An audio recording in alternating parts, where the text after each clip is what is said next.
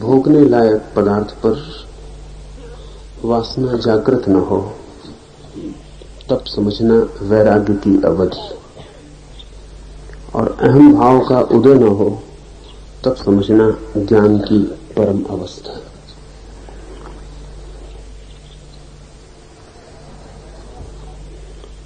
वैराग्य से साधारणतः लोग समझते हैं विराग। राग है, उसके विपरीत विराग है। राग का अर्थ है वस्तुओं को देखकर भोगने की आकांक्षा का जगना।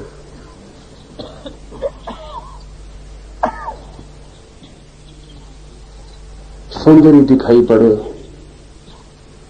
स्वादिष्ट वस्तु दिखाई पड़े, सुखद परिस्थिति दिखाई पड़े तो उसे भोग लेने का, उसमें डूबने का, लीन होने का जो मन पैदा होता है वह है राग।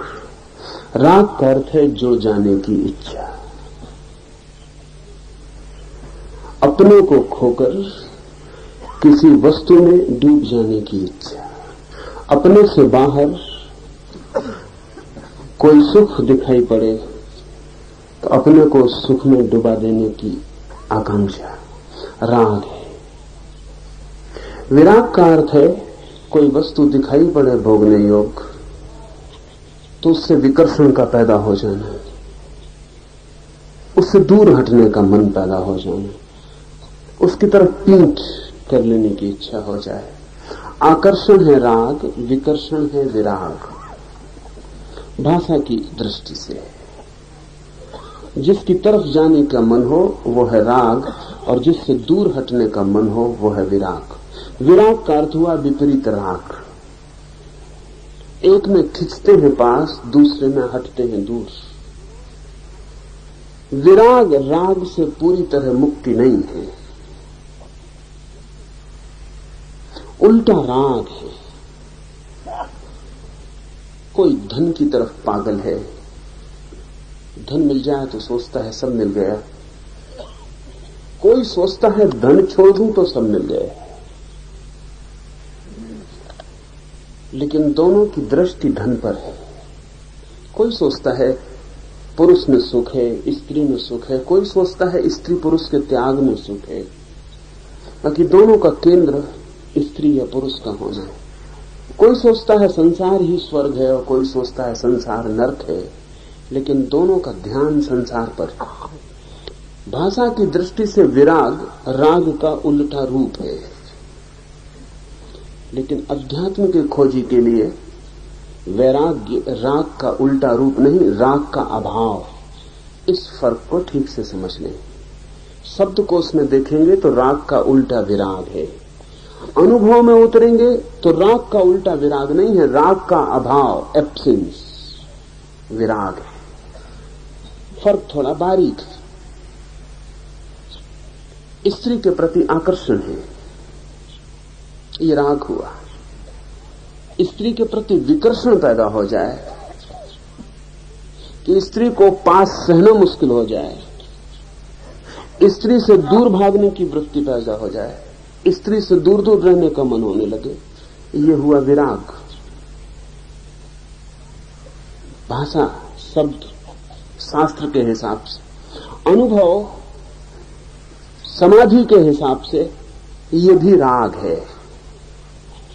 समाधि के हिसाब से विराग तब है जब स्त्री में न आकर्षण हो न विकर्षण हो, न खिंचाव हो और न विपरीत। स्त्री का होना और न होना बराबर हो जाए, पुरुष का होना न होना बराबर हो जाए, गरीबी और समृद्धि बराबर हो जाए, चुनाव न रहे, अपना कोई आग्रह न रहे कि ये मिलेगा तो स्वर्ग, ये छूटेगा तो स्वर्ग। बाहर के मिलने और छूटने से कोई संबंध ही न रह जाए सुख का, सुख अपना ही हो जाए। बाहर कोई मिले न मिले, ये दोनों बातें गौण, ये दोनों बातें व्यर्थ हो जाएं। तब वैराग्य। वैराग्य का अर्थ ये हुआ कि हमारी दृष्टि ही पर जानी बंद हो जाए, न अनुकूल न प्रतिकूल, न आकर्षण में न विकर्षण में, दूसरे से पूरा छुटकारा वैराग्य। दूसरे से दो तरह के बंधन हो सकते हैं। मित्र मिलता है तो सुख होता है, शत्रु मिलता है तो दुख होता है। शत्रु छूट जाता है तो सुख होता है, मित्र छूट जाता है तो दुख होता है। बुद्ध ने कहा है, बड़ा गहरा मजाक किया है, बुद्ध ने कहा है कि शत्रु भी सुख देते हैं, मित्र भी दुख देते हैं। मित्र जब छूटते हैं तब दुख देते हैं, शत्रु जब मिलते हैं तब दुख देते हैं।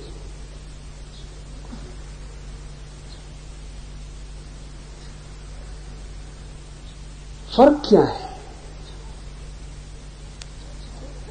लेकिन शत्रु से भी हमारा लगाव रहता है, मित्र से भी लगाव रहता है।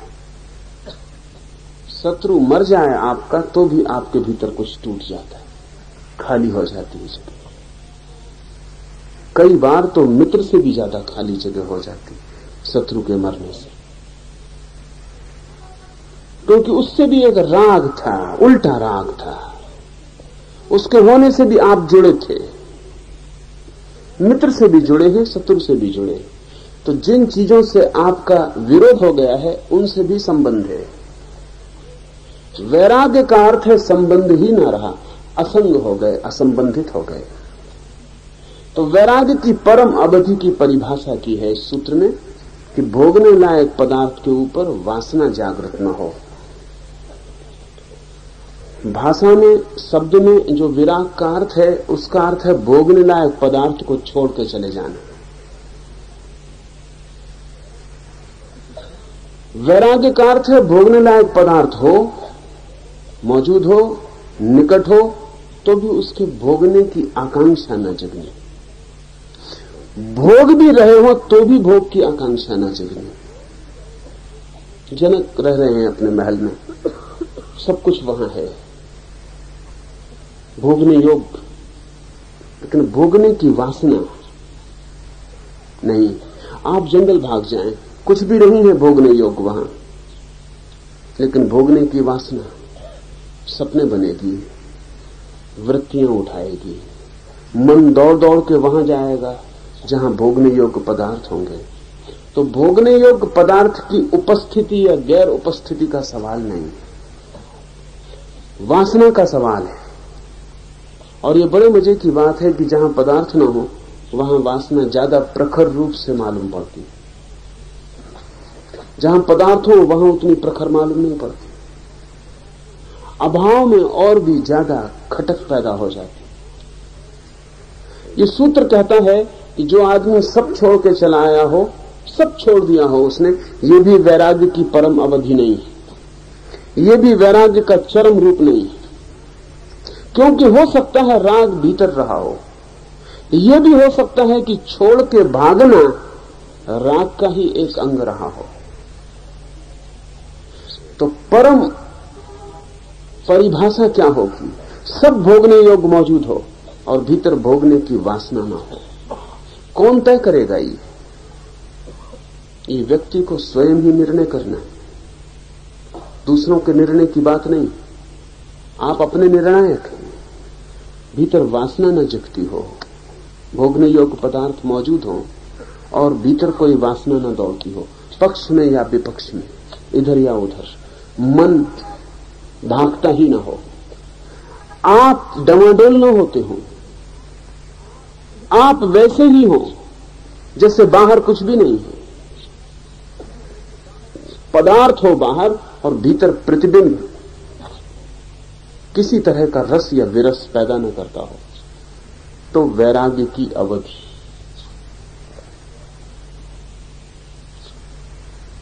हमारे लिए अति कठिन मालूम पड़ेगा, क्योंकि हम सब ने विराग का राग से विपरीत रूप समझ रखा है। एक आदमी अपने पत्नी, बच्चे, घर परिवार को छोड़कर भाग जाता है, हम कहते हैं विरागी, लेकिन भागता है उससे खबर देता है कि राग अभी जुड़ा था। कोई भागता है तो मकान से डर के नहीं भागता, अपने भीतर की वासना से ही डर के भागता। मकान क्या भगाएगा? और अगर मकान अभी भगा सकता है तो अभी आत्मस्थिति बनी नहीं। एक आदमी खोज रहा है मकान बड़े और मकान उसे भगा रहा है, दौड़ा रहा है, और एक आदमी मकान से डर के जंगलों में भाग रहा है, मकान उसे भी दौड़ा रहा है। पीठ मकान की तरफ है लेकिन जुड़ा मकान से ही है। न एक आदमी को वस्तुएं भगाना बंद कर देती हैं, दौड़ाना बंद कर देती हैं। वस्तुओं का कोई भी चुनौती आदमी के ऊपर नहीं रह जाती, वो वस्तुओं की चुनौती ही स्वीकार नहीं करता है। तब तो वैराग्य का अर्थ हुआ आत्मस्थिति, अपने में ठहर गया। जो हम में से कोई भी अपने में ठहरा हुआ नहीं। पुरानी कहानियां हैं, बच्चों की कहानियों में अभी भी उस तरह की घटना घटती कि कोई राजा है, उसके प्राण किसी तोते में बंद। राजा को मारो, मरेगा नहीं जब तक कि तोते को ना मार दो। तो प्राण तोते में छिपा रखे हैं, जब तक तोता बचा है राजा बचा रहेगा। ये कहानी नहीं है सिर्फ, हम सबके भी प्राण कहीं और बंद हैं। आपकी तिजोरी में हो सकते हैं आपके प्राण बंद हो, तोते में ना हो। तिजोरी चली जाए। 1930 में 31 में अमेरिका में वॉल स्ट्रीट के अमेरिका के बड़े बड़े करोड़पतियों में से कई ने आत्महत्या कर ली एकदम से,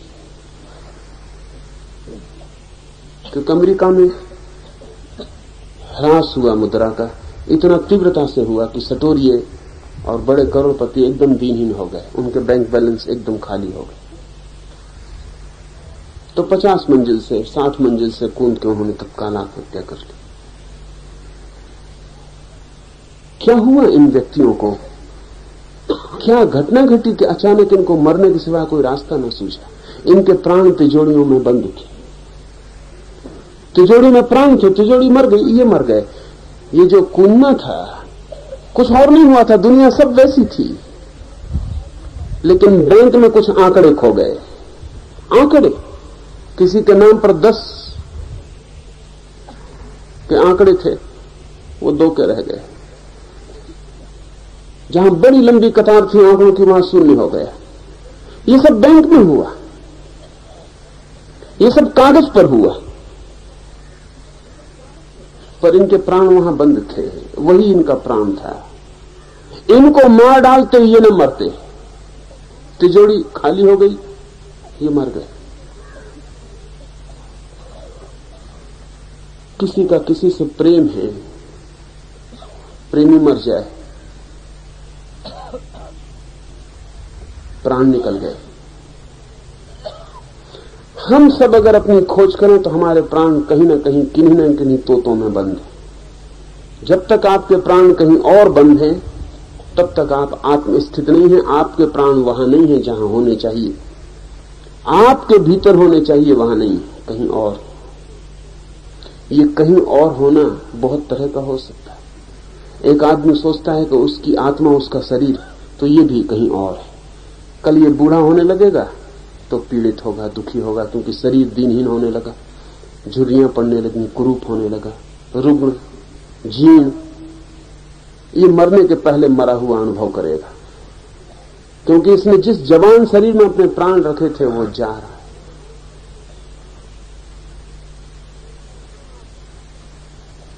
कहां आप अपने प्राण रख लिए इसमें भेद हो सकता है, लेकिन कहीं आपके प्राण हैं बाहर, तो आप राग में जी रहे हैं। राग का मतलब है आत्मा अपनी जगह नहीं, कहीं और है। फिर इसके उल्टे भी आप भाग सकते हैं, लेकिन आत्मा कहीं और है। आत्मा अपने भीतर है, मैं अपने में ठहरा हुआ हूं। कोई चीज खींचती नहीं और मेरे भीतर किसी तरह के तरंगे पैदा नहीं करती। वैराग्य की यही परिभाषा है।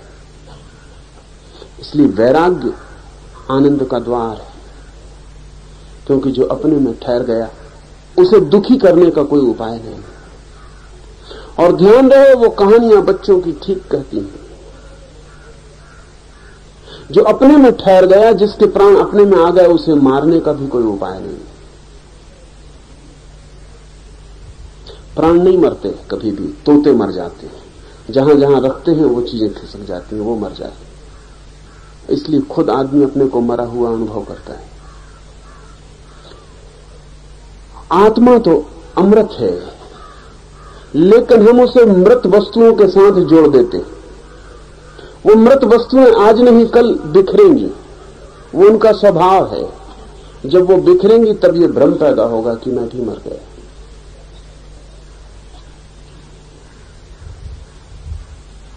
ये स्वयं का मर जाना एक भ्रम है जो पैदा होता है मरण धर्मा वस्तुओं से स्वयं को जोड़ लेने से। वैराग्य का अर्थ है जिसने सारे संबंध तोड़कर उसको जान लिया जो सदा संबंधित होता रहा था। भोगने लायक पदार्थ के ऊपर वासना जागृत न हो, विपरीत वासना जागृत हो नहीं, वासना ही जागृत न हो किसी भी अर्थ की, तब वैराग्य की अवधि जान लेना। ये खुद के लिए सूत्र दिया जा रहा है, इससे दूसरे की जांच करने मत जाना। हम सब बहुत होशियार हैं, हमें परिभाषाएं मिल जाए तो हम दूसरे की जांच करने जाते हैं। अच्छा तो फला आदमी वैरागी है या नहीं। आपका कोई प्रयोजन नहीं, दूसरे से आपका कोई लेना देना नहीं। राग में होगा तो दुख भोगेगा, विराग में होगा तो आनंद भोगेगा, आपका कोई भी संबंध नहीं। लेकिन हम इतने कुशल हैं स्वयं के साथ धोखा करने में कि अगर हमारे हाथ में कोई परिभाषा, कोई कसौटी लगे तो हम दूसरों को कसने निकल जाते हैं, खुद को कसने की फिक्र नहीं करते। अपने को कसना, ये सूत्र आपके लिए है, ये सूत्र किसी और पर चिंतन करने के लिए नहीं कि महावीर विरागी हैं या नहीं, कि कृष्ण विरागी हैं या नहीं, होंगे या न होंगे कुछ भी लेना देना नहीं। ये उनकी अपनी बात है। होंगे विरागी तो आनंद पाएंगे, नहीं होंगे तो दुख पाएंगे। आप कहीं बीच में आते नहीं। मेरे पास लोग आते, वो कहते हैं कैसे पता चले कि कोई आदमी वस्तुतः ज्ञान को उपलब्ध हो गया। जरूरत क्या है कि कोई आदमी वस्तुतः ज्ञान को उपलब्ध हो गया, इसका आपको पता चले। आप हुए हैं कि नहीं इतना पता चलता रहे काफी है। दूसरा हो भी गया हो तो उसके होने से आप नहीं हो जाते, दूसरा ना भी हुआ हो तो उसके न होने से आपको कोई बाधा नहीं पड़ती। लेकिन क्यों हम ऐसा सोचते हैं, उसके कारण हम पक्का कर लेना चाहते हैं कि कोई वैराग्य को उपलब्ध नहीं हुआ, उससे हमको राहत मिलती, फिर कोई हर्ज नहीं। हम भी ना हुए तो कोई हर्ज नहीं, कोई उपलब्ध नहीं हुआ, इससे मन को सांत्वना मिलती है। इसलिए मन को आधार मिलता है कि हम जैसे हैं ठीक हैं, क्योंकि कोई कभी उपलब्ध नहीं हुआ, हम भी नहीं हो रहे हैं। इसलिए हमारा मन कभी मानने का नहीं करता कि कोई वैराग्य को उपलब्ध हुआ। हम खोजते हैं तरकीब के, पता चल जाए कि नहीं हुआ। अगर कोई वैराग्य को उपलब्ध हुआ है तो हमें अड़चन होती है भीतरी। वो अड़चन ये है कि कोई और हो गया उपलब्ध तो मैं भी हो सकता हूं, लेकिन हो नहीं पा रहा, इससे ग्लानि पैदा होती। इसलिए दुनिया में कोई भी आदमी दूसरे का ठीक होना स्वीकार नहीं करता। दूसरे से कोई मतलब नहीं है, दूसरे के ठीक होना स्वीकार न करने से अपनी बुराई को स्वीकार करने में आसानी होती है। अगर सारी दुनिया चोर है तो आपको चोर होने में कोई आत्मग्लानि नहीं होती। अगर सारी दुनिया बुरी है तो आपका बुरा होना भी सहज मालूम पड़ता है। अगर सारी दुनिया भली है तो फिर आपका बुरा होना आपको कांटे की तरह गड़ने लगता है। फिर एक आत्मदंश शुरू होता है, ग्लानि पैदा होती है, अपराध मालूम पड़ता है और लगता है कि जो होना चाहिए वो नहीं हो पा रहा है, और आपके जीवन में बेचैनी पैदा होती। वो बेचैनी पैदा ना हो, हम नींद में गहरे सोए रहें, इसलिए हम कभी दूसरे में भला नहीं देखते। अगर कोई आके कहे कि फला आदमी वैराग्य को उपलब्ध हुआ, आप कहेंगे नहीं, वैराग्य को उपलब्ध नहीं हुआ। आप 25 आधार खोज लेंगे कि नहीं हुआ। ये हमारे मन के गहरे जाल का एक हिस्सा है, इसके प्रति सावधान होना जरूरी है। दूसरे से कोई प्रयोजन ही नहीं। एक मित्र 3 दिन से मेरे पास पहुंचते थे, समय ज्यादा वो चाहते थे, कहते थे सन्यास तो मुझे लेना है, लेकिन सन्यास के पहले कोई 2-3 जरूरी सवाल पूछ। सोचा कि जरूरी सवाल होंगे, एक भी सवाल जरूरी नहीं था। सवाल दूसरों के संबंध में थे, उनके संबंध में न थे। सन्यास उन्हें लेना था।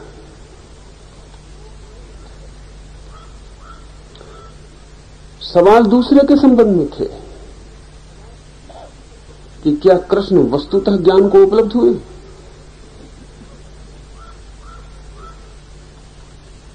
तो फिर जैनों ने उनको नरक में क्यों डाला हुआ है?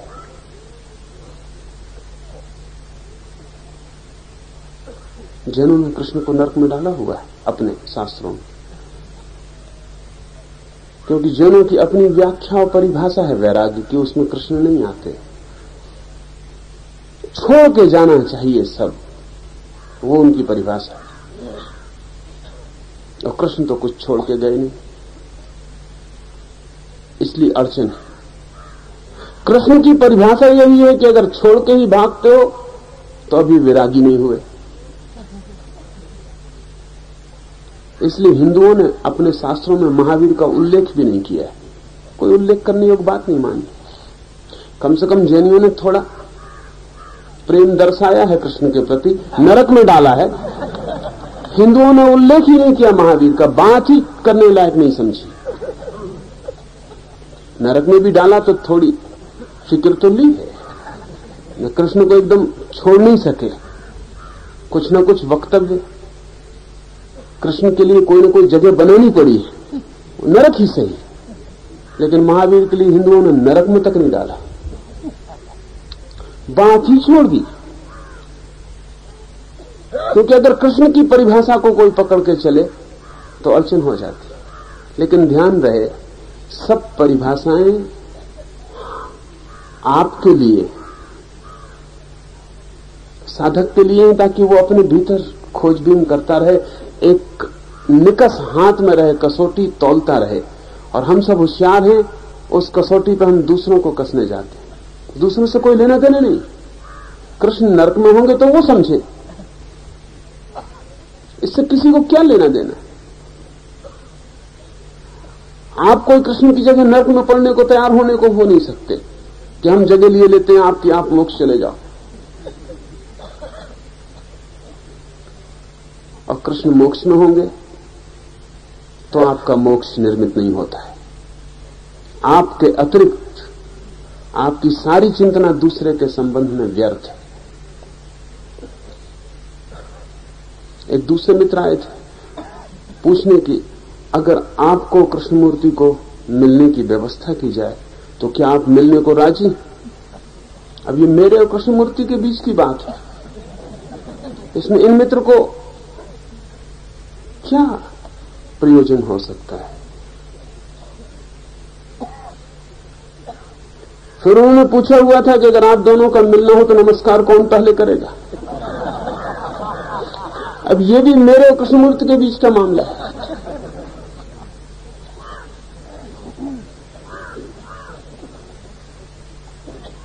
चित्त दूसरों के चिंतन में लगा है, चित्त अपने चिंतन कर ही नहीं रहा है। साधक को निर्णय कर लेना चाहिए कि ये सब व्यर्थ की चिंतनाएं, मेरे अतिरिक्त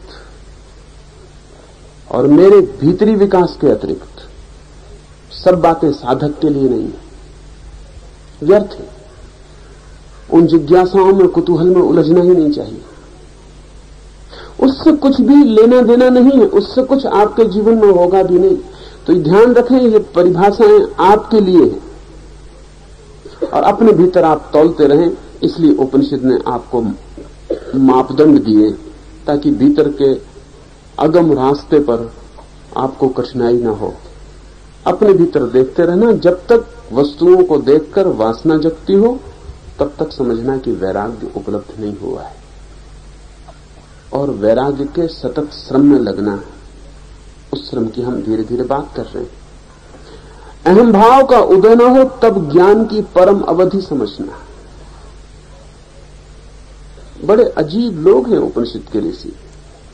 वो ये नहीं कहते कि परमात्मा का दर्शन हो जाए तो ज्ञान की अवधि समझना। परमात्मा तक के दर्शन की बात को उन्होंने ज्ञान की अवधि नहीं कहा। क्या आपको बिल्कुल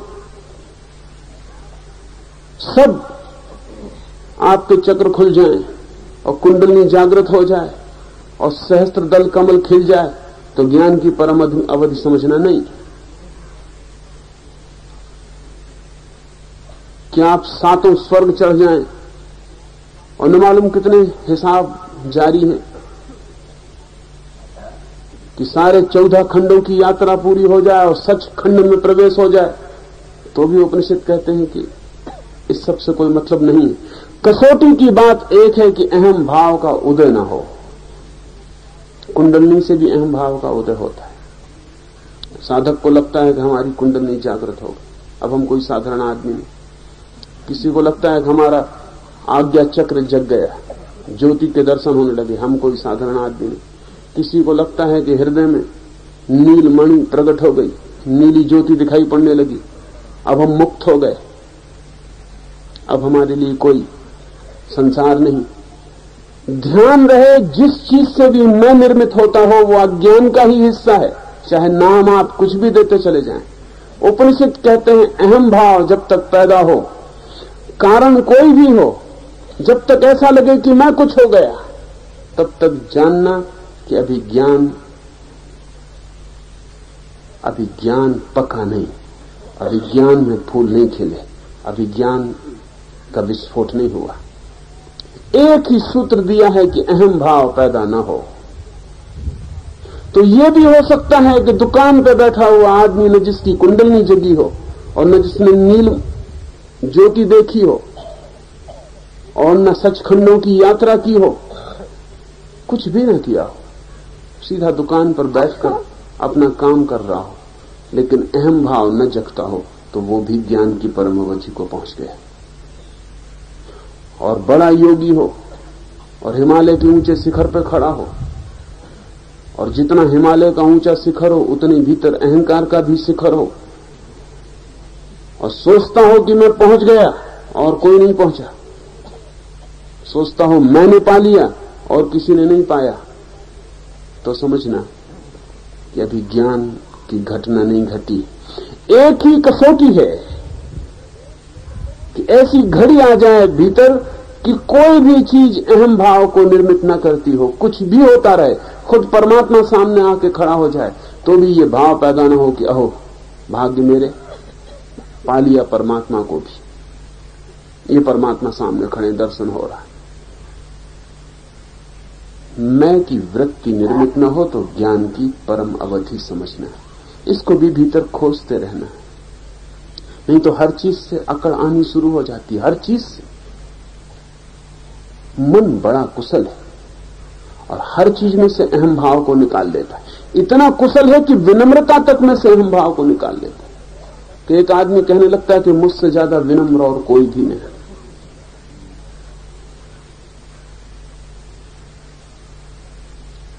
मुझसे ज्यादा विनम्र और कोई भी नहीं, मगर वो मुझसे ज्यादा कोई भी नहीं। वो कुछ भी हो, चाहे धन हो, चाहे यश हो, चाहे पद हो, चाहे ज्ञान हो, चाहे मुक्ति हो, चाहे विनम्रता हो, मुझसे ज्यादा कोई भी नहीं। वो जो मैं है निर्मित होता चला जा रहा है। तो भीतर जांचते रहना, खोजते रहना, नहीं तो आध्यात्मिक तलाश भी सांसारिक तलाश हो जाती। आध्यात्मिक और सांसारिक खोज में वस्तुओं का भेद नहीं है। आध्यात्मिक और सांसारिक खोज में अहंकार का भेद है। एक आदमी संसार में धन के ढेर लगा लेता तो अहंकार मजबूत होता है। एक दूसरा आदमी सारे धन का त्याग कर देता है और त्याग से अहंकार को मजबूत कर लेता है। दोनों की यात्रा सांसारिक है। आध्यात्मिक यात्रा तो शुरू होती है अहंकार के विसर्जन से। एक ही त्याग है करने जैसा, और वो मैं का त्याग है। बाकी सब त्याग फिजूल है, क्योंकि उन त्याग से भी मैं भर लेता है। कल ही एक सज्जन मुझे मिलने आए थे। वो कहते हैं कि 14 साल से मैंने अन्न नहीं लिया, और उनकी अकड़ देखने लायक थी। अन्न लेने से भी इतनी अकड़ पैदा नहीं होती जितनी उनको अन्न न लेने से पैदा हो गई। तो ये अन्न का न लेना तो जहर हो गया। उनकी अकड़ ही और थी। 14 साल से अन्न नहीं लिया, होने ही वाली है। अब किस पे कृपा की है आपने अन्न नहीं लिया तो न ले। लेकिन इसको वो बताते फिर रहे कि 14 साल से अन्न नहीं लिया। अब यही अहंकार बन रहा है। अन्न से भी अहंकार इतना नहीं भरता, ये नानंद से भरा जा रहा है। मेरे पास लोग आते हैं, वो कहते हैं कि हम दूध ही ले रहे हैं वर्षों से।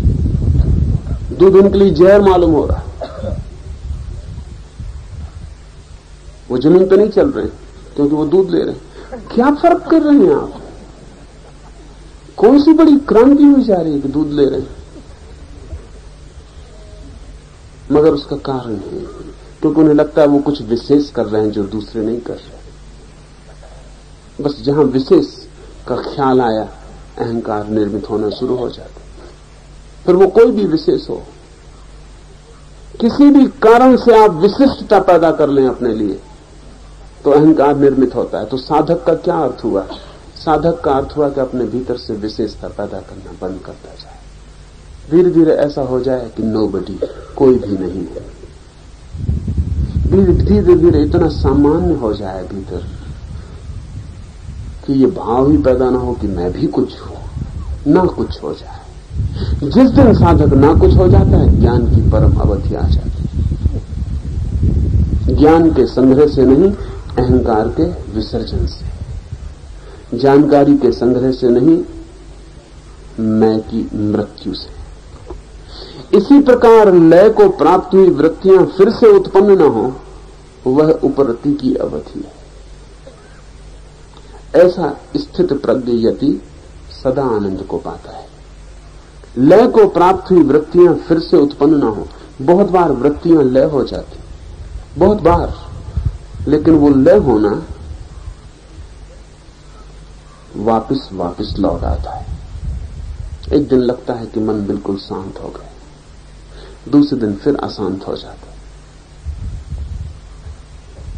एक दिन लगता है बड़ा आनंद है, दूसरे दिन फिर दुख में गिर जाता। मन के कुछ नियम हैं, वो समझने चाहिए। एक नियम तो मन का यह है कि वो सतत एक जैसा कभी नहीं रहता, परिवर्तन उसका स्वभाव है। तो जो शांति मिले और खो जाए, समझना कि वो आध्यात्मिक शांति नहीं है, मन की ही शांति थी। एक बात, जो आनंद मिले और खो जाए, समझना कि वो आध्यात्मिक आनंद न था, मन का ही आनंद था। जो भी बने और बिखर जाए, वो मन का है। जो आए और चला जाए, वो मन का है। जो आए और फिर कभी ना जाए, जो आए तो बस आ जाए और जाने का कोई उपाय न रहे। आप चेष्टा भी करें और उसे हटा ना पाए। ख्याल रखें फर्क। मन में शांति आ जाए तो आप लाख चेष्टा करें कि बनी रहे, बनी नहीं रहेगी, बदलेगी ही। और आत्मिक शांति आ जाए तो आप लाख चेष्टा करें उसे नष्ट करने का, तो भी आप नष्ट नहीं कर सकते, वो बनी ही रहेगी। मन में प्रयास से भी सातत्य नहीं रह सकता है, और आत्मा में प्रयास से भी सातत्य तोड़ा नहीं जा सकता। तो जो वृत्तियां उठनी बंद हो जाएं, जल्दी मत करना, ये मत सोच लेना कि पहुंच गए। प्रतीक्षा करना कि वो दोबारा तो नहीं उठती। अगर दोबारा उठती हैं तो समझना कि क्रम अभी मन के तल पर ही चल रहा है। और मन की शांति का क्या मूल्य है? वो तो आएगी और चली जाएगी और फिर अशांति आ जाएगी। मन में तो प्रतिपल विपरीत की तरफ गति होती रहती है। जब आप अशांत होते हैं तो मन शांति की तरफ गति करता है, और जब शांत होते हैं तो अशांति की तरफ गति करता है। मन द्वंद्व है, इसलिए विपरीत हमेशा मौजूद रहेगा और गति करता रहेगा। कैसे अनुभव करेंगे कि जो हो रहा है वो मन का है? अगर मन शांत हो तो एक बुनियादी ख्याल रखना, जब मन शांत हो, जब मन ही शांत हो और भीतर के तल पर शांति न पहुंची हो, तो शांत होते ही एक वासना पैदा हो जाएगी कि ये शांति बनी रहे, मिट ना जाए। अगर ये वासना पैदा हो तो समझना कि ये मन का मामला है, क्योंकि मिटने का डर मन में ही होता है। शांति आ जाए और ये डर ना आए कि मिट तो नहीं जाएगी, तो समझना कि ये मन की नहीं है।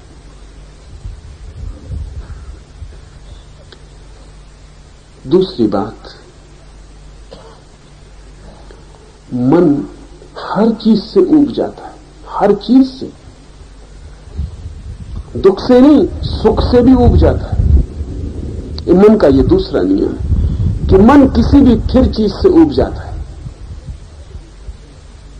अगर आप दुख में हैं तो दुख से ऊबा रहता है और कहता है सुख चाहिए, पर आपको पता नहीं कि ये मन का नियम है कि सुख मिल जाए तो सुख से ऊब जाता है और तब भीतरी दुख की मांग करने लगता है।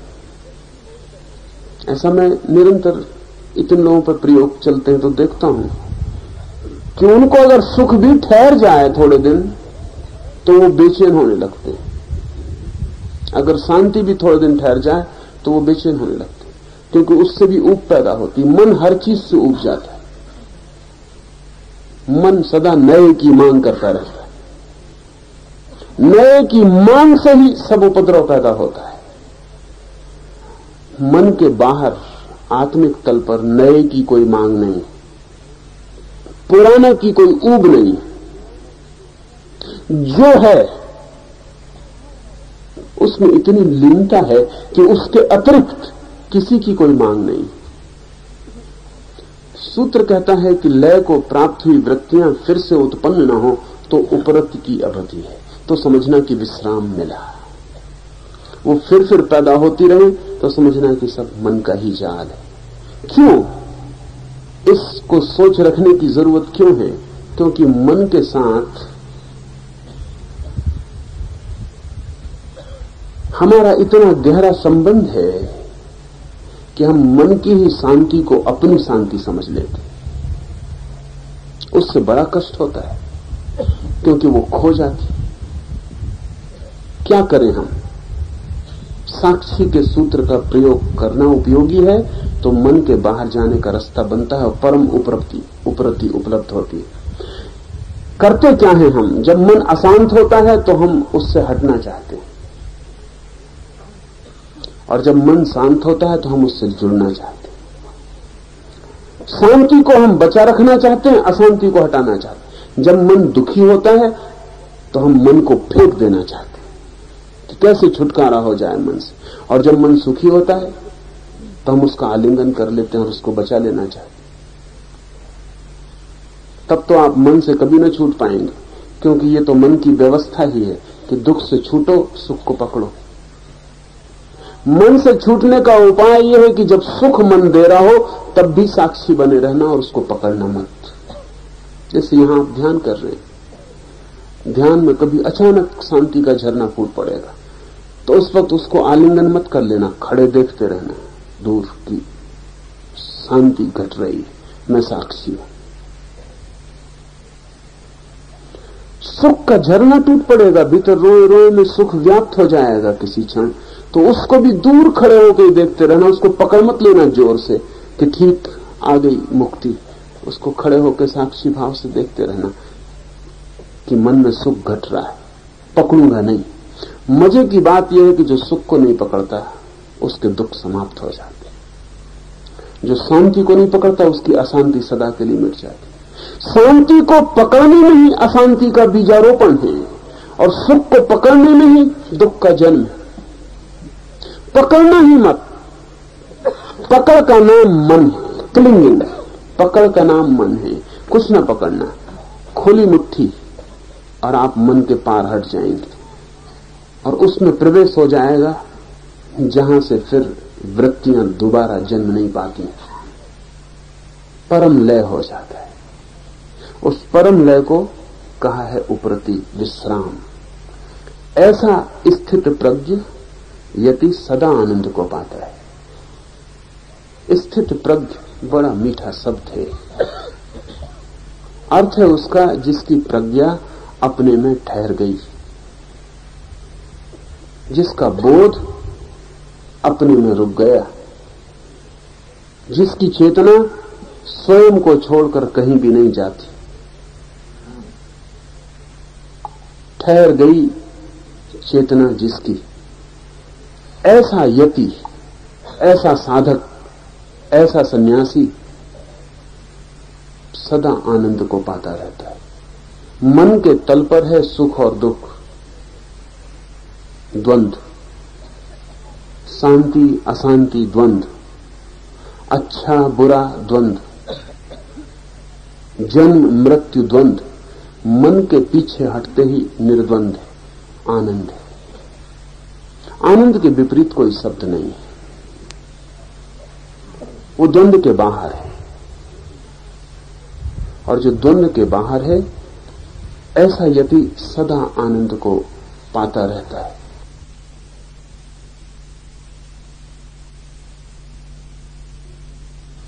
हमारी बड़ी तकलीफ है, हमारी तकलीफ है कि आनंद तो हम भी पाना चाहते हैं,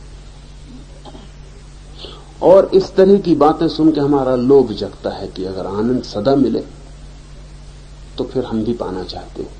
कोई रास्ता बता दे तो सदा आनंद को हम भी पा लें। लेकिन ध्यान रखना, ये जो परिभाषा है ये केवल स्थिति सूचक है। अगर इससे वासना का जन्म होता है तो आप इस स्थिति को कभी ना पाएंगे। इसका फर्क ठीक से समझ लें। एक मित्र मेरे पास आए,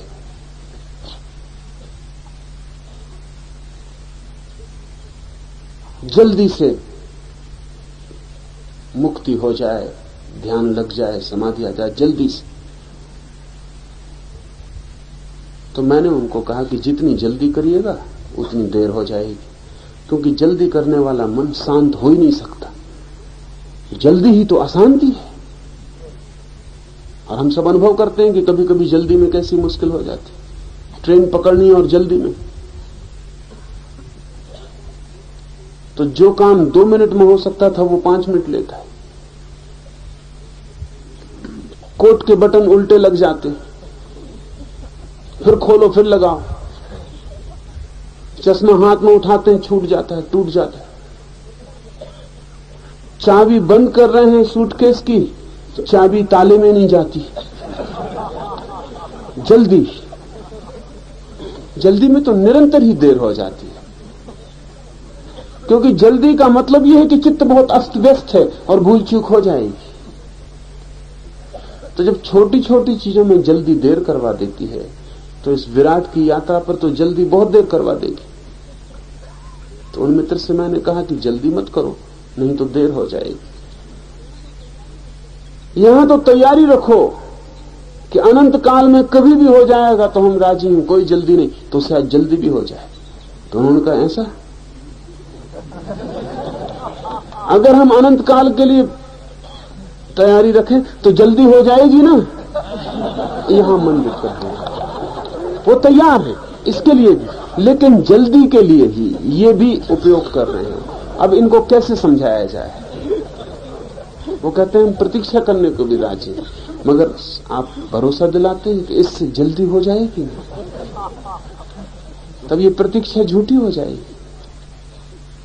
और जल्दी का क्या मतलब रहा फिर?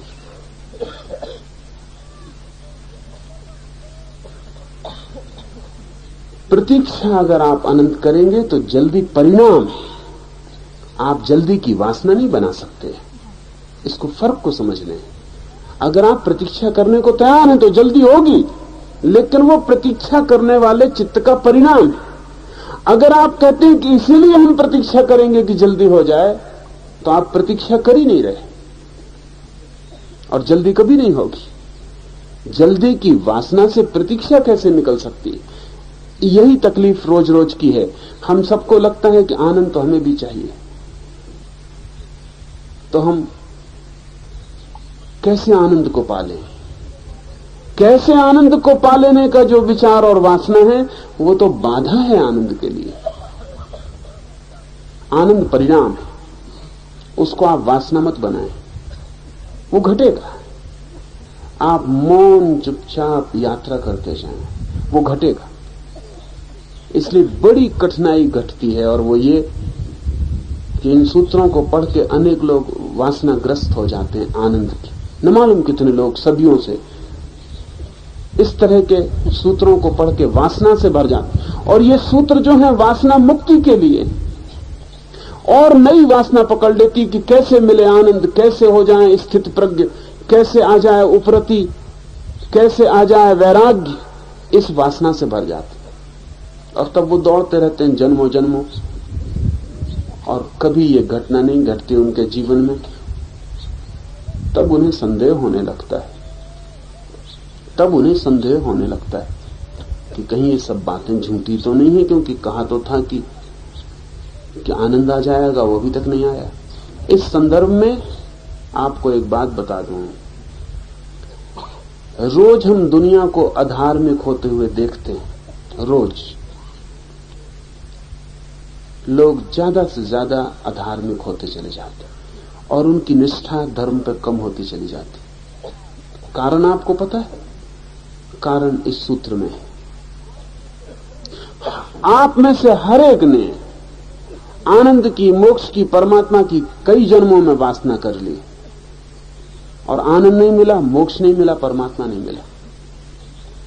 उसका जो परिणाम होना था वो हो गया है। वो परिणाम ये हुआ है कि अब आपको लगता है कि कोई मिलने वाली चीजें ही नहीं, आपकी वासना निष्फल चली गई। इन सूत्रों पर से भरोसा उठ गया है। 10,000 साल से ये सूत्र आदमी को पता है। इस 10,000 साल में सभी लोगों ने करीब करीब, कोई बुद्ध के पास, कोई कृष्ण के पास, कोई क्राइस्ट के पास, कोई मोहम्मद के पास, सभी लोगों ने करीब करीब इस पृथ्वी पर ये आनंद की वासना कर ली। इसके लिए प्रयास कर लिए, कभी ध्यान किया, कभी योग किया, कभी तंत्र साधा, कभी मंत्र साधा, सब कर चुके हैं। जब मैं लोगों को उनके भीतरी तल पर देखता हूं तो मुझे ऐसा आदमी अब तक नहीं मिला जो किसी न किसी जन्म में कुछ न कुछ न कर चुका हो। हर आदमी किसी न किसी जन्म में साधना के पथ पर चल चुका है, लेकिन वासनाग्रस्त होकर। उस वासना के कारण ही साधना निष्फल चली गई, और भीतर गहरी चेतना में वो असफलता बैठ गई। उसका कारण है कि सारी दुनिया में अधर्म बढ़ता हुआ दिखाई पड़ता है, क्योंकि धर्म अधिक लोगों के लिए असफल हो गया है। आपको याद भी नहीं,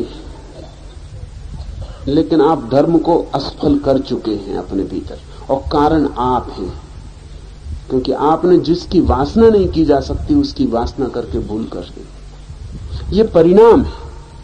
आप साधना से गुजरेंगे तो ये परिणाम घटते हैं। इनकी आपको चिंता नहीं करनी है, न इनका विचार करना है, और न इनकी आकांक्षा करनी है, और न जल्दी करनी है कि ये घट जाएं। उस जल्दी से ही सब विपरीत हो जाता है। दुनिया में अधर्म तब तक बढ़ता ही चला जाएगा जब तक हम धर्म की भी वासना करते हैं। और आप कोई नए नहीं, इस जमीन पर कोई भी नया नहीं। सब इतने पुराने और प्राचीन हैं जिसका हिसाब नहीं, और सब इतने इतने रास्तों पर, इतने इतने मार्गों पर चल चुके हैं जिसका हिसाब नहीं। और उन सब में असफलता पाकर आप निराश और हताश हो गए। वो हताशा प्राणों में गहरे बैठ गई। उस हताशा को तोड़ना ही आज सबसे बड़ी कठिनाई की बात हो गई। और अगर कोई तोड़ना चाहे तो एक ही उपाय दिखता है कि फिर आपकी वासना को कोई जोर से जगाए और कहे कि इससे ये हो जाएगा, तभी आप थोड़ा हिम्मत जुटाते। लेकिन वही वासना का जगाना ही तो सारे उपद्रव की जड़ है। बुद्ध ने एक अनूठा प्रयोग किया था, और बुद्ध के समय में भी हालत यही थी जो आज हो गई। ये हमेशा हो जाती है। और जब भी दुनिया में बुद्ध या महावीर जैसे लोग पैदा होते हैं तो उनके पीछे हजारों साल तक एक छाया का काल व्यतीत होता है। होगा ही। जब बुद्ध या कृष्ण जैसा कोई व्यक्ति पैदा होता है तो उसको देखकर, उसके एहसास में, उसके संपर्क में, उसकी हवा में हजारों लोग वासना से भर जाते हैं धर्म की, और उनको लगता है कि हो सकता है, भरोसा जगता है देखकर कि जब बुद्ध को हो सकता है तो हमें भी हो सकता है। और अगर इन्होंने भूल कर ली और इस होने को वासना बना लिया तो बुद्ध के बाद ये व्यक्ति हजारों साल तक उस वासना के कारण धीरे धीरे परेशान होकर अधार्मिक हो जाएंगे। शर्त समझ लें, आनंद उपलब्ध हो सकता है, लेकिन आप उसको लक्ष्य न बनाएं। वो लक्ष्य नहीं। परम शांति हो सकती है, लेकिन लक्ष्य न बनाएं, वो लक्ष्य नहीं है। लक्ष्य तो बनाएं आप ज्ञान को, समझ को। लक्ष्य तो बनाएं आप ध्यान को। लक्ष्य तो बनाएं आप अपने भीतर स्थिरता को। लक्ष्य बनाएं रुक जाने को, अपने भीतर आ जाने को। परिणाम में आनंद चला आएगा, वो उसके पीछे आ ही जाता है। उल्टा ना करें, आनंद को लक्ष्य ना बनाएं। जिसने आनंद को लक्ष्य बनाया बस वो मुश्किल में पड़ गया। परिणाम परिणाम है, लक्ष्य नहीं। ऐसा समझे। सामान्य जीवन से कोई उदाहरण ले लें तो आसानी हो जाए। आप कोई खेल खेलते हैं, फुटबॉल खेलते हैं, हॉकी खेलते हैं, टेनिस खेलते हैं, कुछ भी खेलते हैं, कबड्डी खेलते हैं, कोई खेल खेलते हैं, बड़ा आनंद अनुभव होता है।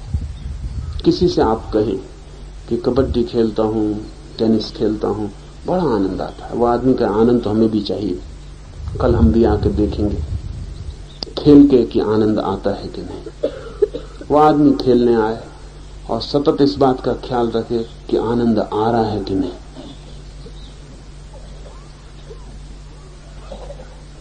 तो आनंद आ रहा है कि नहीं, इस ख्याल की वजह से पहली तो बात है कि खेल में लीन नहीं हो पाएगा। खेल हो जाएगा गौण, आनंद हो जाएगा प्रमुख। हर बार जब वो तू करके कबड्डी में प्रवेश करेगा तो तू रह जाएगी गौण। भीतर खोजता रहेगा, अभी तक आनंद आया नहीं, अभी आनंद आ नहीं रहा, ये क्या कर रहा हूं मैं, तू इससे क्या होने वाला है, अभी तक आनंद आया नहीं। खेल के बाद वो सिर्फ थकेगा और कहेगा कि कुछ आनंद वगैरह मिलता नहीं, ये क्या है। आनंद जो खेल में पाने जाएगा, खेल भी खराब हो जाएगा, आनंद तो मिलेगा नहीं। आनंद है बाई प्रोडक्ट। खेल में पूरे लीन हो जाए तो आनंद घटता है। आनंद का ख्याल बना रहे तो लीन नहीं हो पाते, लीन नहीं हो पाते तो आनंद कैसे घटेगा।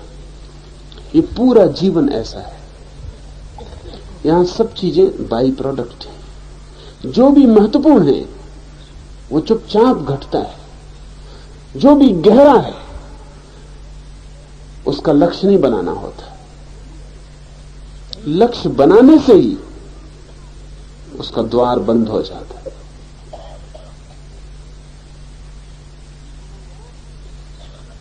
अनायास घटता है आनंद, आकस्मिक घटता है आनंद। सचेत कोई बैठा रहे तो वो सचेत बैठने में ही इतना तनाव हो जाता है कि द्वार बंद हो जाते हैं, दीवार बन जाती तनाव की, और आनंद नहीं घटता है। इस सूत्र पर ख्याल रखना, ये सूत्र खतरनाक है। ये सूत्र सभी शास्त्रों में है, और जिन जिन ने उन शास्त्रों को पढ़ा है उनकी वासना जग गई और वो खोज में लगे हैं कि कैसे हथिया लें मोक्ष को। मोक्ष हथियाए नहीं जाते, लीन होकर मोक्ष मिलता है। कैसे पालें आनंद को, कैसे आनंद नहीं पाया जाता। कुछ करें जिसमें इतने डूब जाएं कि अपनी भी खबर ना रहे, आनंद की भी खबर ना रहे, और अचानक जाग कर पाया जाता है कि आनंद ही आनंद रह गया है। आप जो खोजते थे, जो खोज कर नहीं मिलता था, वो मिल गया है। बुद्ध के जीवन में बड़ी साफ बात है। बुद्ध 6 साल तक कोशिश करते रहे, अथक, मिल जाए मोक्ष, मिल जाए शांति, मिल जाए सत्य, नहीं मिला। सब गुरुओं के चरणों को टटोलाए, गुरु भी उनसे थक गए, क्योंकि वो आदमी तलाशी थे, पक्के थे, छतरी की जिद थी कि खोजते रहूंगा। छतरी का अहंकार था कि ऐसी क्या चीज हो सकती है जो हो और न मिले, असंभव नहीं मानता है छतरी, वही छतरी का अर्थ है। तो जिन जिन गुरुओं के पास गए वो भी उनसे मुसीबत में पड़ गए, क्योंकि गुरु जो भी कहते बुद्ध तत्काल करके दिखा देते।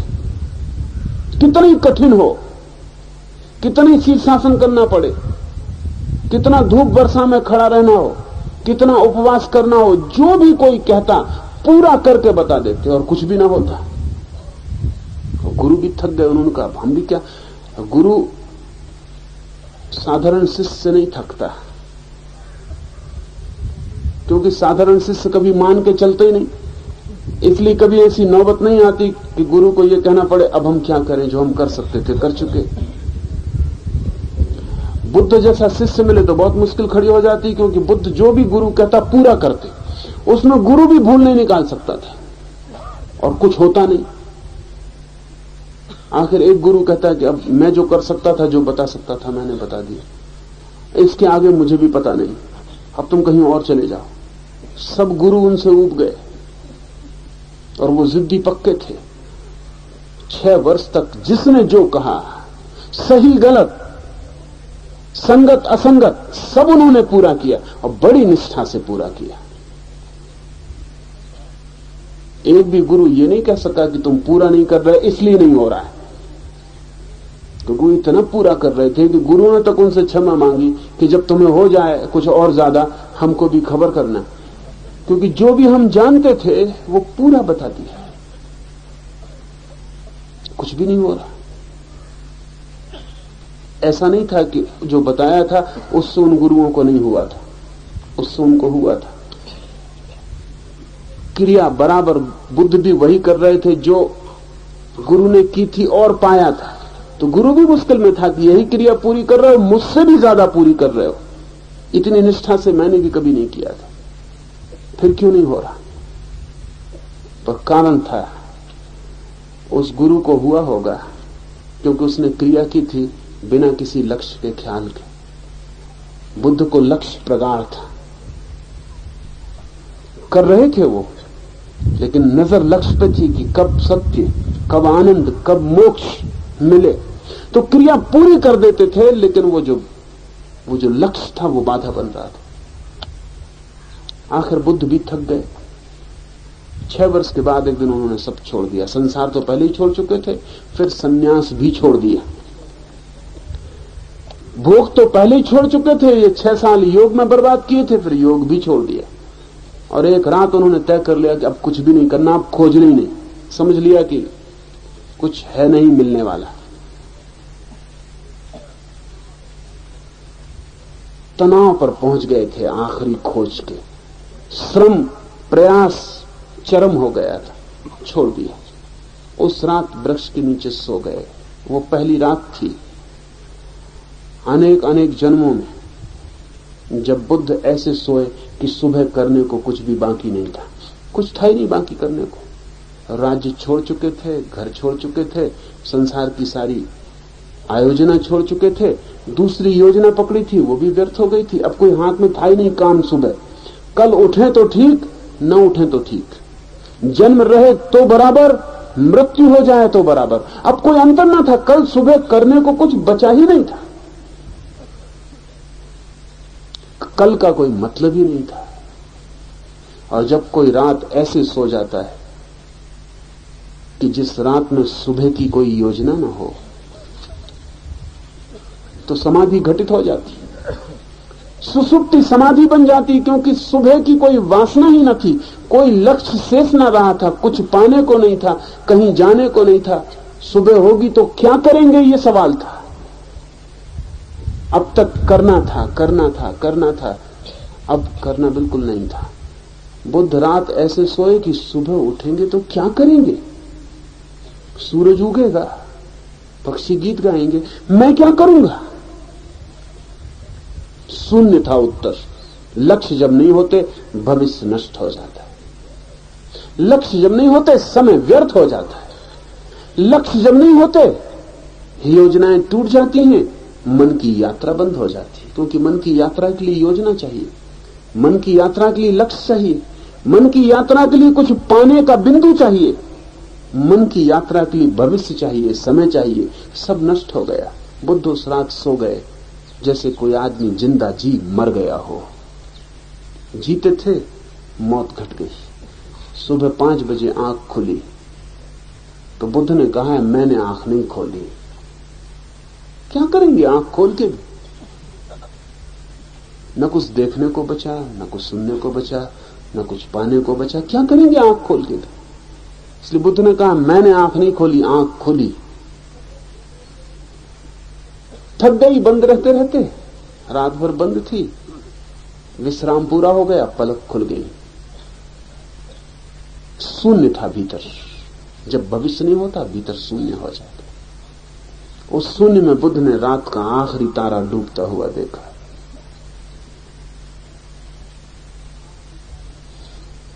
और उस आखिरी तारे को डूबते देखकर बुद्ध परम ज्ञान को उपलब्ध हो गए। उस डूबते तारे के साथ बुद्ध का सब अतीत डूब गया। उस डूबते तारे के साथ सारी यात्रा डूब गई, सारी खोज डूब गई। बुद्ध ने कहा है कि मैंने पहली दफा निष्प्रयोजन आकाश में डूबते तारे को देखा। निष्प्रयोजन, कोई प्रयोजन नहीं था। न देखते तो चलता, देखते तो चलता। इस तरफ उस तरफ चुनने की भी कोई बात ना थी। आंख खुली थी इसलिए तारा दिख गया। डूब रहा था, डूबता रहा। उधर तारा डूबता रहा, उधर आकाश तारों से खाली हो गया, इधर भीतर में बिल्कुल खाली था। दो खाली आकाशों का मिलन हो गया। और बुद्ध ने कहा है जो खोज खोज के न पाया वो उस रात बिना खोजे मिल गया। दौड़ के जो न मिला उस रात बैठे बैठे मिल गया, पड़े पड़े मिल गया। श्रम से जो न मिला उस रात विश्राम से मिल गया। पर क्यों मिल गया वो? आनंद जब आप भीतर शून्य होते हैं उसका सहज परिणाम है। आनंद के लिए जब आप दौड़ते हैं शून्य नहीं हो पाते, वो आनंद ही दिक्कत देता रहता है। शून्य ही नहीं हो पाते, इसलिए सहज परिणाम घटित नहीं होता है। जिसका मन ब्रह्म में लीन हुआ हो वह निर्विकार और निष्क्रिय रहता है। ब्रह्म और आत्मा सोधा हुआ और दोनों के एकत्व में लीन हुई वृत्ति विकल्प रहित और मात्र चैतन्य रूप बनती है, तब प्रज्ञा कहलाती है। यह प्रज्ञा जिसमें सर्वदा होती है वह जीवन मुक्त है। ऐसा जब भीतर का आकाश बाहर के आकाश में एक हो जाता है, जब भीतर का शून्य बाहर के शून्य से मिल जाता है, तब सब निर्विकार और निष्क्रिय हो जाता है। विकार उठ ही नहीं सकते बिना विचार के। विचार ही विकार है, और विचार उठता ही इसलिए है कि कुछ करना। ध्यान रखना, लोग मेरे पास आते हैं, वो कहते हैं कि विचार से छुटकारा नहीं होता। विचार से होगा नहीं छुटकारा, आपको कुछ करना है। कुछ करना है तो विचार से छुटकारा कैसे होगा? वो कुछ करना है, उसकी योजना विचार है। अगर आपको विचार से छुटकारा भी करना है तो भी छुटकारा नहीं होगा, क्योंकि वो उसकी योजना में विचार लगा रहेगा। लोग मुझसे कहते हैं कि हम बैठते हैं, बड़ी कोशिश करते हैं कि निर्विचार हो जाए।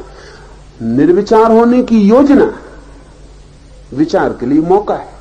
तो मन यही सोचता रहता है कैसे निर्विचार हो जाएं, अभी तक निर्विचार नहीं हुए, कब होंगे, होंगे कि नहीं होंगे। ध्यान रखिए, वासना है कोई भी स्वर्ग की, मोक्ष की, प्रभु की, तो विचार जारी रहेगा। विचार का कोई कसूर नहीं है। विचार का तो इतना ही मतलब होता है कि आप जो वासना करते हैं, मन उसका चिंतन करता है कि कैसे पूरा करें। जब तक कुछ भी पाने को बाकी है, विचार जारी रहेगा। जिस दिन आप राजी हैं इस बात के लिए कि मुझे कुछ पाना ही नहीं, निर्विचार भी नहीं पाना, आप अचानक पाएंगे कि विचार विदा होने लगे, उनकी कोई जरूरत न रही। जब भीतर सब शून्य हो जाता है, कोई योजना नहीं रहती, कुछ पाने को नहीं बचता, कहीं जाने को नहीं रहता, सब यात्रा व्यर्थ मालूम पड़ने लगती है और चेतना बैठ जाती है रास्ते के किनारे, मंजिल की बात छोड़ देती है, मंजिल मिल जाती है। ब्रह्म में लीन हुआ निर्विकार और निष्क्रिय रहता है। फिर ऐसा व्यक्ति निर्विकार और निष्क्रिय रहता है, उसके भीतर कुछ भी नहीं उठता, दर्पण खाली रहता है, उस पर कुछ भी बनता नहीं और निष्क्रिय रहता है, करने की कोई वृत्ति नहीं रहती। इसका यह मतलब नहीं कि वो कोई मुर्दे की तरह पड़ा रहता है। क्रियाएं घटित होती हैं, लेकिन क्रियाओं की कोई योजना नहीं होती। इस फर्क को ठीक से समझ लें।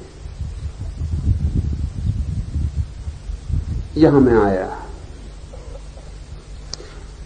उपनिषद के सूत्र पर मुझे बोलना है। अगर इसकी मैं योजना करके आऊं, सोच के आऊं कि क्या बोलना है और क्या नहीं बोलना है, तो चित्त में विचार चलेगा और विकार होगा और चित्त में क्रिया चलेगी। आ जाऊं, सूत्र को देख लूं और बोलने लगूं, और जो भी निकल जाए उससे राजी रहूं।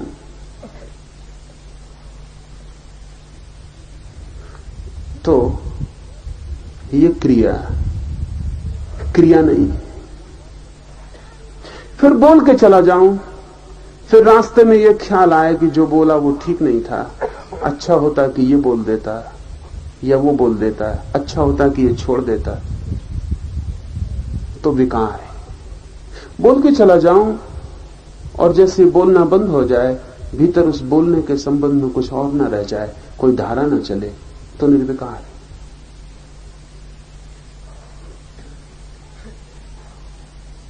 सुना है मैंने अब्राहम लिंकन के बाबत कि लौटता था एक रात अपनी पत्नी के साथ एक व्याख्यान देकर।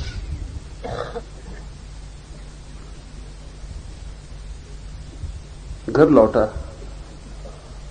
तो बच्चों ने लिंकन को पूछा कि व्याख्यान कैसा रहा। तो लिंकन ने कहा, कौन सा व्याख्यान? जो देने के पहले मैंने तैयार किया वो, या जो मैंने दिया वो, या देने के बाद जो मैंने सोचा कि देना चाहिए था वो। कौन सा व्याख्यान? 3 दे चुका हूं। एक तो जाने के पहले जो दे रहा था अपने मनी मन, और फिर एक वस्तुता जो दिया, और फिर एक जो पीछे पछताता रहा और सोचता रहा कि ये कहना था और ये कहना था और ये छोड़ दिया। तो ये व्याख्यान क्रिया हो गई। व्याख्यान में क्रिया नहीं है, उसकी आयोजना में है। तो अगर चित्त तय करता है पहले से, चित्त लौट के विचार करता है, तो विकार है। क्रिया अगर घटित होती है, न तो पूर्व आयोजित होती है और न पश्चात चिंतन होता है, तो निष्क्रिय से निकलती है क्रिया। क्रिया तो जारी रहेगी। बुद्ध हो गए फिर भी जारी रहेगी, लेकिन फर्क पड़ गया। कृष्ण हो गए फिर भी जारी रहेगी, लेकिन फर्क पड़ गया। गीता इसी अर्थ में कीमती है कि गीता में जो भी कृष्ण ने कहा है वो एकदम सहज है। युद्ध के मैदान पर कोई व्याख्यान की तैयारी करके जाता भी नहीं, सोचा भी नहीं होगा। कृष्ण को कभी ख्याल भी ना होगा कि इस मुसीबत में पड़ेंगे युद्ध के मैदान पर। कल्पना में भी नहीं हो सकता, कोई योजना नहीं हो सकती। अचानक अनायास एक घटना, आकस्मिक, और और कृष्ण के झरने का फूट पड़ना। ये बोलना नहीं है, ये अबोल से निकला हुआ बोलना है। ये क्रिया नहीं है, ये निष्क्रिय से जन्मी हुई क्रिया है। इसलिए गीता इतनी कीमती हो गई, इतनी आकस्मिक थी इसलिए इतनी कीमती हो गई। दुनिया में बहुत शास्त्र हैं, लेकिन गीता जैसी आकस्मिक परिस्थिति किसी शास्त्र की नहीं है। युद्ध का मैदान है, शंख बज चुके हैं, योद्धा तैयार हैं मरने मारने को। वहां ब्रह्मचर्चा, कहीं कोई संगति नहीं बैठती। गीता किसी आश्रम में, किसी गुरुकुल में दी गई होती, समझ में आती थी। चूंकि इतनी सहज है इसलिए इतनी गहरी भारतीय मन में उतर गई। निष्क्रिय से निकली है, बिना आयोजना के निकली है। इसलिए हमने उसे भगवत गीता कहा है। उसे हमने कहा प्रभु का गीत।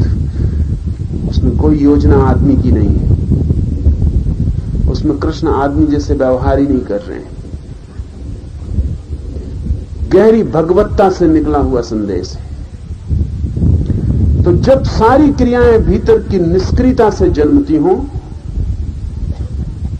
और विचार भी निर्विचार से आता हो और शब्द भी मौन में जन्म लेता हो, ऐसा व्यक्ति जीवन मुक्त कहलाता है।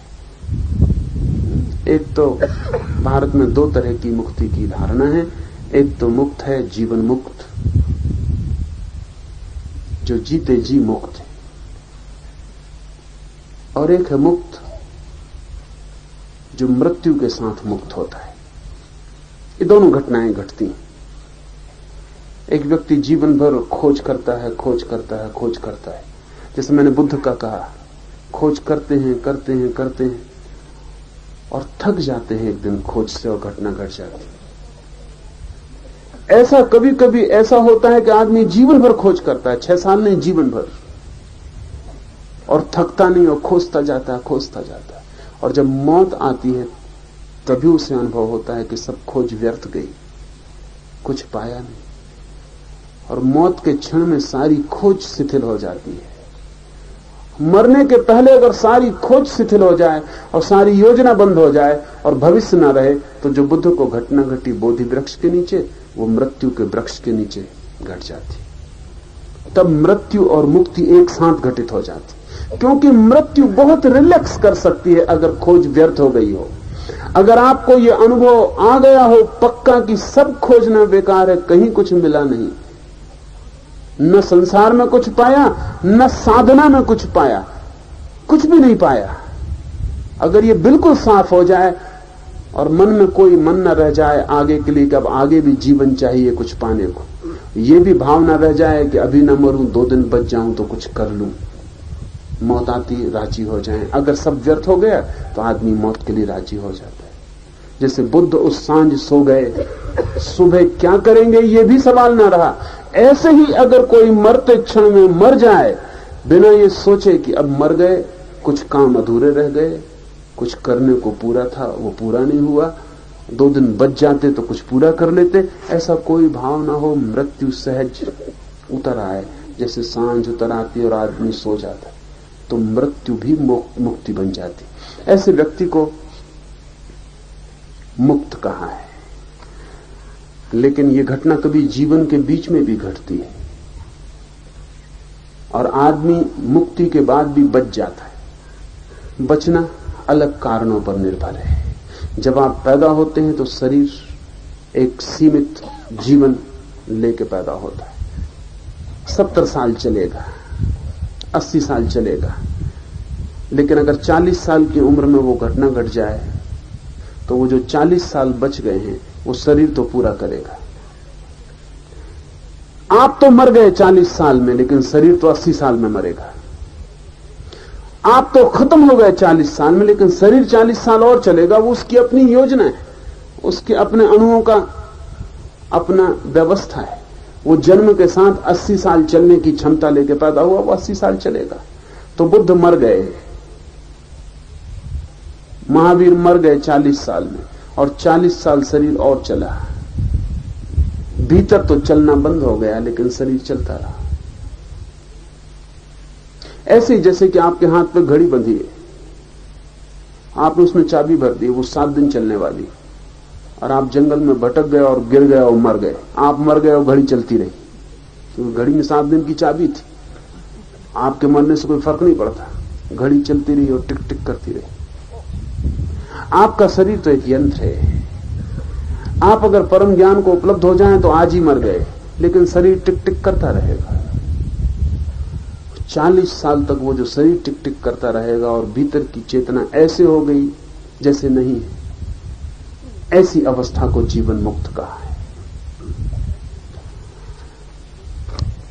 ब्रह्म और आत्मा सोधा हुआ, और दोनों के एकत्व में लीन हुई वृत्ति विकल्प रहित और मात्र चैतन्य रूप बनती है, तब प्रज्ञा कहलाती है। जब बुद्धि किसी और के संबंध में नहीं सोचती, सोचती ही नहीं, असोच हो जाती है। जब विचार गिर जाते हैं और केवल विचारना की शक्ति भीतर रह जाती है, जब बुद्धि किसी विषय के साथ नहीं जुड़ती, शुद्ध, जैसे कि कोई दिया जल रहा हो और दिए से कोई चीज प्रकाशित ना होती हो, बस अकेला शून्य में दिया जल रहा हो, ऐसी जब चेतना हो जाती तो उसके लिए भारतीय शब्द है प्रज्ञा। तब आप वास्तविक ज्ञान की ज्योति को उपलब्ध हुए, और जिसमें ऐसी प्रज्ञा सदा जलती रहती है वो जीवन मुक्त है। देह तथा इंद्रियों पर जिसको अहम भाव न हो, और इनके सिवाय अन्य पदार्थों पर यह मेरा है ऐसा भाव ना हो, वह जीवन मुक्त कहलाता है। ये भाव तो गिर ही जाएंगे, मेरा, मैं, ये तो कब के गिर गए। अहंकार के गिरने के साथ ही तो ज्ञान हुआ। अब उसे कुछ मेरा, कुछ मैं से जुड़ा हुआ नहीं मालूम होता। ऐसा चैतन्य ये भी नहीं कहता कि मैं आत्मा हूं। मैं की कहीं भी कोई वृत्ति नहीं जोड़ता, होना ही शेष रह जाता है। हम कहते हैं मैं हूं, ऐसा व्यक्ति कहता है हूं, मैं गिर जाता है। बस होना, शुद्ध होना, प्योर एमनेस, हूं, यही स्थिति रह जाती। इस हूंपन को, इस एमनेस को जीवन मुक्त अवस्था कहा है। मैं तो मिट जाए और होना